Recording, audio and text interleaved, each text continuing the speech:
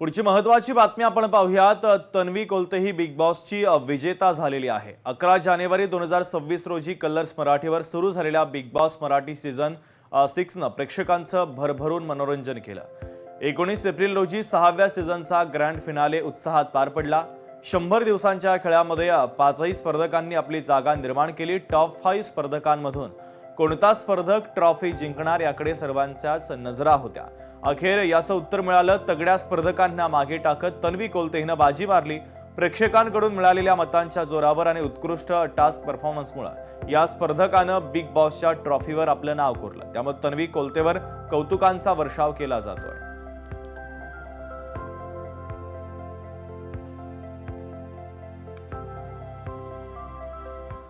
कैसे हराया फेम सहर शेखची आज पत्रकार परिषद आहे। सहर शेख युनुस शेख आज आपली भूमिका मांडणार आहे।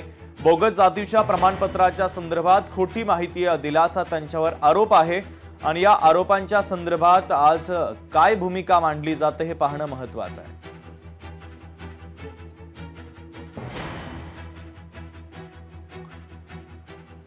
सांगली महानगरपालिकेमध्ये स्वीकृत नगरसेवक पदाच्या निवडीवरून राष्ट्रवादी अजित पवार पक्षांतर्गत संघर्ष चिघळलेला आहे। पक्षाच्या प्रदेश अध्यक्षांकडून दिगंबर जाधव आणि स्नेहल सावंत यांचे नाव अधिकृत लेटरहेडवर आलं असताना ऐनवेळी गटनेते मैनुद्दीन बागवान यांनी जाधवांचे नाव काढून अशोक मासाळांचं नाव टाकलं। या कारभारामुळे संतप्त झालेल्या 35 शहर जिल्ह्याच्या पदाधिकाऱ्यांनी शहर अध्यक्ष जगदाळे यांच्याकडे आपले राजीनामे सुपूर्द केलेत आणि आपला रोष व्यक्त केला आहे।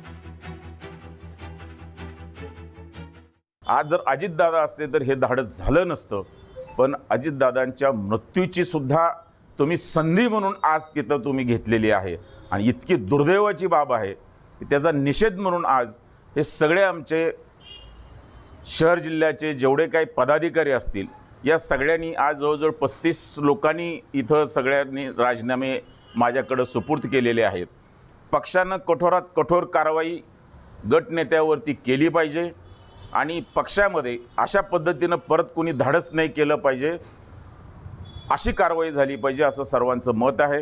राष्ट्रवादी काँग्रेस पार्टी ही अजितदादांच्या विचाराने चालणारी पार्टी आहे। अजितदादा हे आमचे कडक शिस्त पाळणारे नेते होते आणि असे असताना सुद्धा राष्ट्रवादी काँग्रेस पार्टीमध्ये स्वीकृत नगरसेवकासाठी प्रदेश कार्यालयाकडून वरिष्ठांच्याकडून जी नावं आली होती ती नावे फसवून गटनेते मैनुद्दीन बागवान यांनी पार्टीची फसवणूक केलेली आहे, वरिष्ठांची फसवणूक केलेली आहे। तर याबाबत आम्ही बारामतीचे इलेक्शन झाल्यानंतर सर्व पदाधिकारी आदरणीय सुनेत्राबाई पवार, श्री पारदादा, श्री तटकरे साहेब, श्री इद्रिस भैया नायकोडी यांच्याकडे गटनेत्यांच्यावर कारवाई करा म्हणून मागणी करणार आहे।